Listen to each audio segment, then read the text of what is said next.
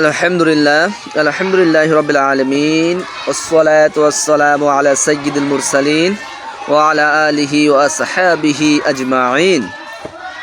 আলহামদুলিল্লাহ, সকল প্রশংসা সেই মহান আল্লাহ তাআলার দরবারে জ্ঞাপন করছি, যিনি আমাকে এই মুহূর্তে সৈয়দ আলী বিশ্বাস আইডিয়াল মাদ্রাসায় আসার তৌফিক দান করছে এবং এই মাদ্রাসার ফুল বাগান থেকে দুইটি ফুল, একটা লাল একটা হলুদ তোলার তৌফিক দান করছেন। এই জন্য আমি আল্লাহ তাআলার দরবারে লাখ কোটি শুকরিয়া জ্ঞাপন করছি। আলহামদুলিল্লাহ। আসলে আল্লাহ পাক রব্বুল আলামিন যদি না চাইতেন তাহলে আমাকে নিয়ে আসতেন না। অবশ্যই একটা প্রোগ্রামের জন্য ওই মাদ্রাসায় আসা, তো দেখতেই পারতেছেন একটু সেজে গুজে এসেছে, অবশ্য যেহেতু প্রোগ্রামে যাইতে হবে।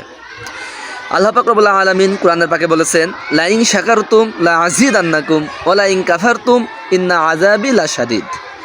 লা ইন শাকারতুম লা আযীদান্নাকুম, যে আমার নিয়ামত পাইয়া, নিয়ামত খাইয়া, নিয়ামত ভক্ষণ করিয়া নিয়ামতের শুকরিয়া আদায় করলো।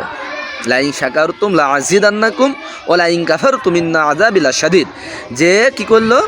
নিয়ামতের শুকরিয়া আদায় করলো, তার নিয়ামত কি করে? বাড়ায় দেয়। আর যে ব্যক্তি নিয়ামতের শুকরিয়া আদায় করে না, তারপর আল্লাহ তাআলা কি করে? ইন্না আযাবি লাশাদীদ, আল্লাহ তাআলার গজব, আল্লাহ তাআলার লানত তার উপর বর্ষণ করে। সবাই বলে নাউযুবিল্লাহ।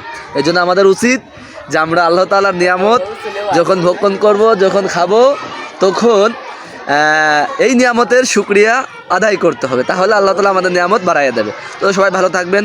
ভিডিওটা এমনিতেই বসে আছি তাই বানাইছি, কেউ কোনো কিছু মাইন্ড করবেন না। আল্লাহ হাফেজ।